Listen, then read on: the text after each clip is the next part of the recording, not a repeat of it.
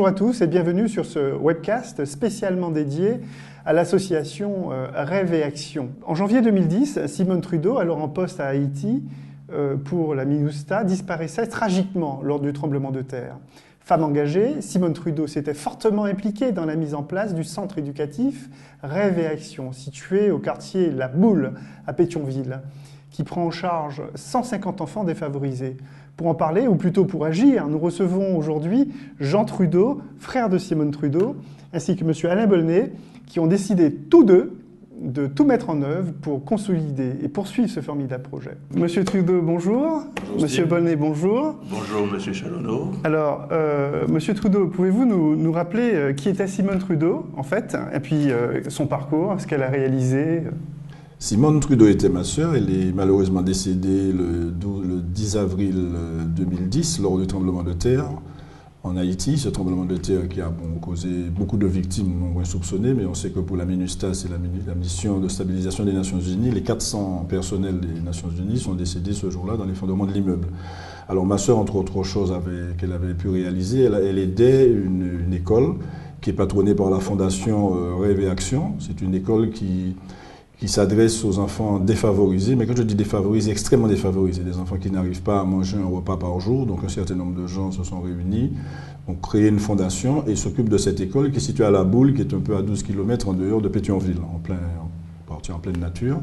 Il y a une très belle école, les professeurs assurent l'enseignement à environ 150 enfants, mais comme je répète, défavorisés.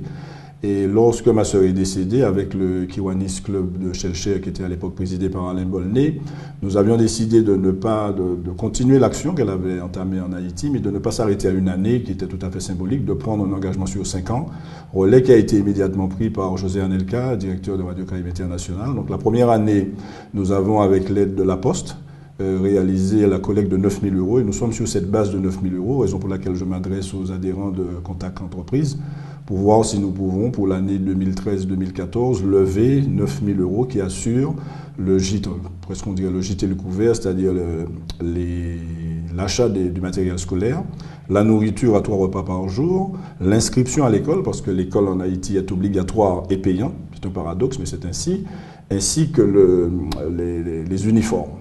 Voilà la raison pour laquelle je m'adresse encore cette année au Kiwanis Club de... Alors le Kiwanis Club de Shelcher n'est plus présidé par Alain Bolnet. Alain Bolnet est président du nouveau club Kiwanis, qui est le club Penser et Agir.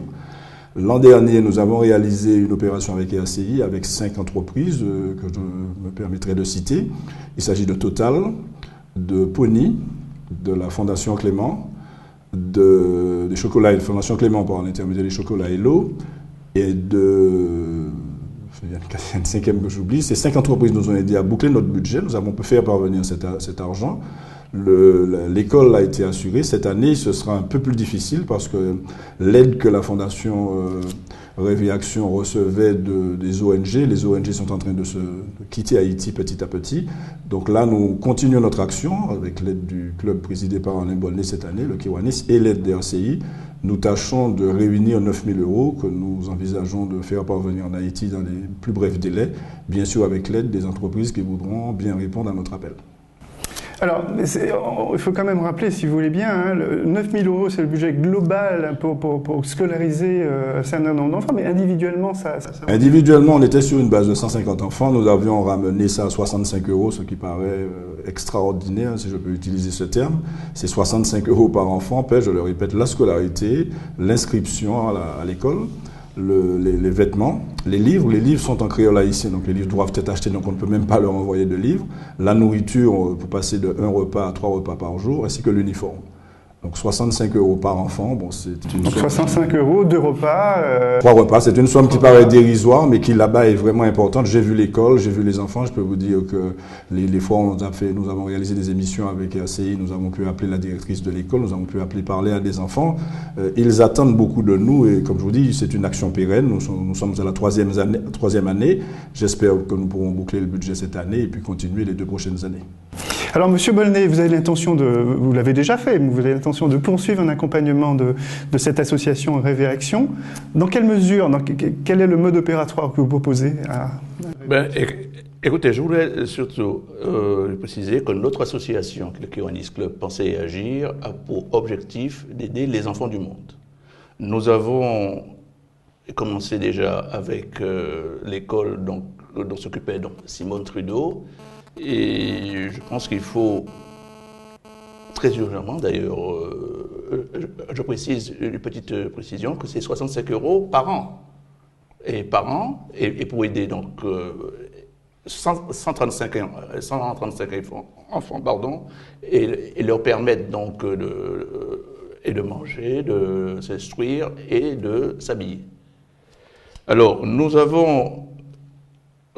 cherchons justement à sensibiliser donc les responsables d'entreprises pour nous permettre donc d'atteindre, comme disait notre ami Jean, d'atteindre donc ce budget de 9 000 € pour l'année donc 2013. Et nous espérons qu'ils vont répondre positivement à notre action. C'est une action donc humanitaire pour pouvoir donc aider et ces enfants méritants, sachant que à Haïti, l'école elle est obligatoire, mais malheureusement payante. Donc c'est l'aide que nous cherchons à apporter, une aide financière. Je voulais savoir, concrètement, vous allez proposer un compte bancaire ou vous allez accompagner, de quelle manière vous accompagnez dans quelle manière nous avons mis en place un réseau avec donc la banque, si vous permettez que je cite cette banque, qui est le Crédit Agricole, donc, dont je suis un ancien cadre, et pour permettre que les sommes que nous obtiendrons donc des responsables d'entreprise puissent être virées sur notre compte bancaire, un autre compte bancaire qui existe donc à Haïti. Ce compte, alors il y aura un contact entre le Crédit Agricole et la banque concernée qui va se charger de créditer le compte du bénéficiaire qui est en l'occurrence la directrice de l'école Maggie Rigaud, qui, après avoir reçu la somme, nous confirme avoir reçu une somme de temps. Alors, par ailleurs, il y a un dispositif, me semble-t-il, qui permet de défiscaliser, entre guillemets, de réduire. Il y a un dispositif qui existe, puisque nous remettons, le Kiwanis Club Penser et Agir remet à chaque entreprise ou particulier qui accepterait de financer cette action humanitaire un justificatif fiscal pour l'administration. Alors, on adresse éventuellement les règlements à quelle Alors, le règlement est adressé, de préférence un chèque, à l'ordre de Penser et Agir. À quelle adresse L'adresse, soit il me l'adresse personnellement donc, au président qui me contacte, ou au trésorier qui est M. Alain Osier-Lafontaine. Très bien, je vous remercie messieurs, et puis bon vent à cette association Rêve et Action. Merci.